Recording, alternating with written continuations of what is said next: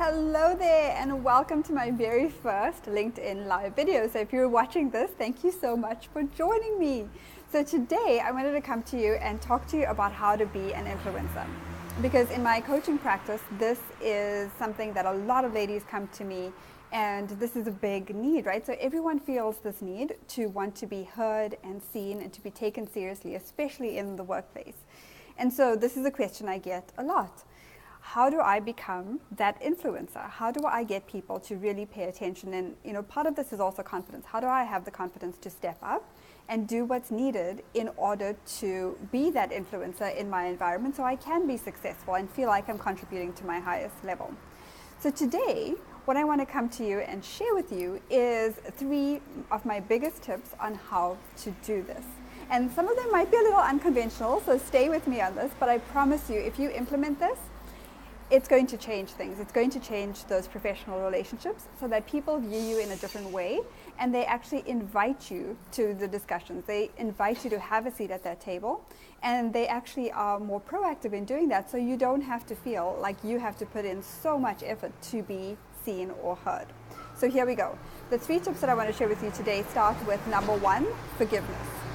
Forgiveness, and here's what I mean by this. It's so important for us to put the past in the past and not bring that into our current professional relationships, because of course that can have a big negative impact if we are so consumed about thinking about how somebody has wronged us in the past, or maybe ruminating on what we could have done better and regretting some of the decisions we've made and things like that. So when I talk about forgiveness, I'm talking about it in 2 parts. One is forgiving others, because we all know there are people at the office, at some point in your career, if you don't have somebody like this now, you probably will at some point, or you probably have in the past.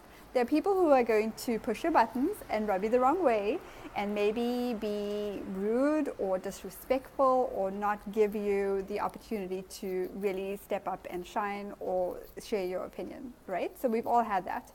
And so it's so important to start off by forgiving that person. Now, here's what I mean. I don't mean necessarily going up to them and having a conversation and being all formal about that and forgiving them in that sense. But what I mean is forgiveness for yourself so that you can put that to rest and move on. So here's how you can do this. And again, like I said, it's twofold. It's forgiving yourself and forgiving others.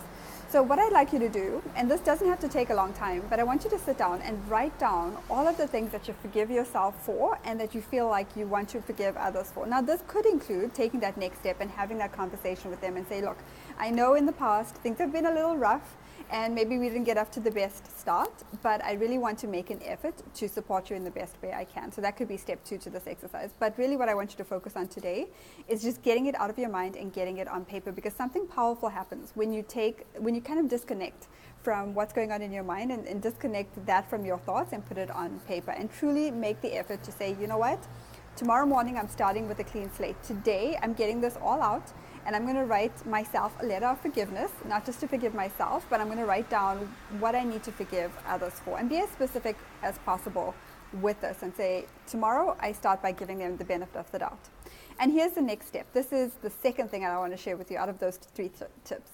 The second thing is to have some compassion and give people the benefit of the doubt. Now, this is a tough one, especially when we've been hurt by other people, right? It's really difficult for us to see them through a different lens. But remember this, everyone is fighting a battle you know nothing about. We all bring things from our past experiences into our current situations. We all have levels of stress that we're dealing with, things that go on in our personal life, maybe even health issues, maybe things that are going on with our family members, or whatever it is. Everybody has some battle that you know nothing about. So when you're looking at that person across the table, or when somebody is being rude or disrespectful, just keep that in mind and try your best to have compassion on them, knowing that you have no idea of their story. You're not walking in their shoes. You don't know what they're experiencing. Now, having said that, this is not to make excuses for them in any way whatsoever, but this is actually going to help you to sit there and go, you know what, maybe they're having a tough day, or maybe even if they have this repeated behavior, you know what, maybe there's something going on in their personal life. Maybe they're under this incredible amount of stress that I know nothing about, and there's something else going on with them. So, and then again, just kind of a side note to this is I do want to mention that, of course, you don't want to constantly put yourself in a situation and do everything you can to help that relationship in that situation. And then you find that it's not going anywhere, but you keep you just kind of stay in that situation. So you do want to set some boundaries, but that's another topic for another time, just a side note. The third thing that I want to mention in closing here is the WIFT. This is so important when you want to build those professional relationships. And that could even be with somebody that you maybe have difficulty communicating with right now, but maybe a key player in the success of your career. Maybe it's a boss, maybe it's somebody else that you know that you really want to, or it's going to be important for you to build that professional relationship. So the WIFT is what's in it for them. So here's what I want you to do with this one. What I'd like you to do is pick somebody, even just one person that you want to start to build this relationship with, and find out what's important to them. What's really driving them? Maybe what are some of their pet projects? What is important to them in achieving in work? And then find out how you can, or think about ways, even tiny little ways, about of how you can support them, even if you've had a difficult relationship. In fact, especially if you've had a difficult relationship with them in the past. And do this from a place of not expecting anything in return, but simply to start building that relationship, especially if you know it's going to be important to you. So think about one nice thing that you can do for them that's in line with what you find out as far as what is important to them. So how can you support them? How can you maybe put them in touch with somebody that might be helpful to them? Just anything you can think of. But start off from being doing a little investigation maybe, and finding out from either them or somebody close to them, somebody that works with them, about what is really important to them and how you can support them. And then take one little baby step and help them in that way with no expectation of what you're going to get in return. And I promise you, this will work like magic. So I hope you've enjoyed that. If this is helpful to you in any way, I have so much more to share with you on this, including my 7-step framework for wooing your boss, your clients, as well as your co-workers, because we all know how important that is. We spend over 90,000 hours in our lifetime at work. So these professional relationships are incredibly crucial to how we feel about ourselves, how much success we have in our work. And also to us personally as well, because we know we spend so much time with these people, so it's worthwhile to really invest in this. So again, if you found this useful and you'd like to take the next step, I have so much more to share with you. Like I said, that's 7-step framework for how to really build those relationships so that they're ongoing and lasting relationships.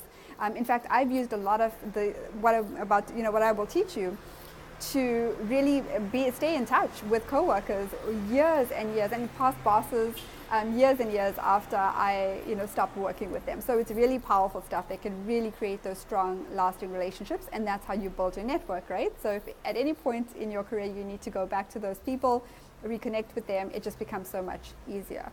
Then part of this as well is my framework for step by step, how do you set yourself up for being a promotion magnet?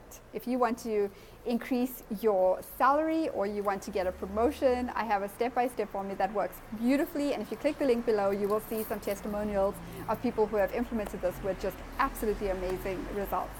So if you want to learn more and you want to take the next step, go ahead and click the link below, and I will see you on another one of these videos. Bye for now, and thanks again for watching.